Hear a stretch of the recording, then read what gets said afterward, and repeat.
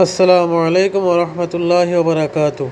আমাকে বলো, মহানবী সাল্লাল্লাহু আলাইহি ওয়াসাল্লামের ঘনিষ্ঠ সাহাবী কতজন ছিলেন?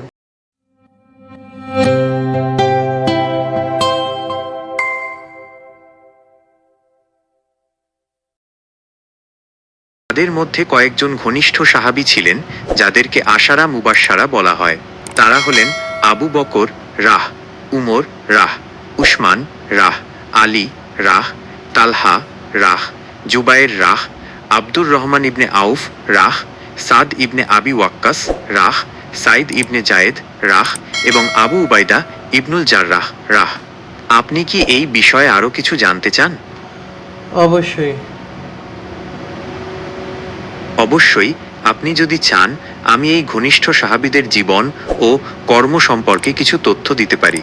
আপনি কি তাদের কারো সম্পর্কে জানতে আগ্রহী? অবশ্যই। রাসূল সাল্লাল্লাহু আলাইহি সাল্লামের ঘনিষ্ঠ প্রথম সাহাবী সম্পর্কে বর্ণনা করো। রাসূল সাল্লাল্লাহু আলাইহি ওয়াসাল্লামের ঘনিষ্ঠ প্রথম সাহাবী ছিলেন আবু বকর রাহ।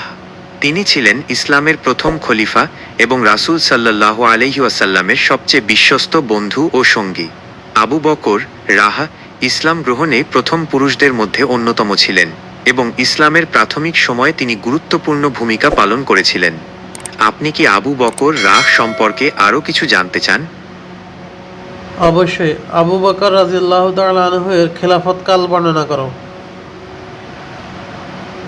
আবু বকর রাহ 632 থেকে 634 খ্রিস্টাব্দ পর্যন্ত খিলাফত পরিচালনা করেছিলেন।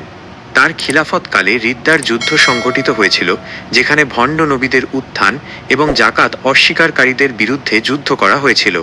এছাড়া তার সময় কুরআন সংকলনের কাজ শুরু হয়। তোমাকে অসংখ্য ধন্যবাদ। আজকে এ পর্যন্তই। আসসালামু আলাইকুম ওয়া রাহমাতুল্লাহি ওয়া বারাকাতুহু। খোদা হাফেজ।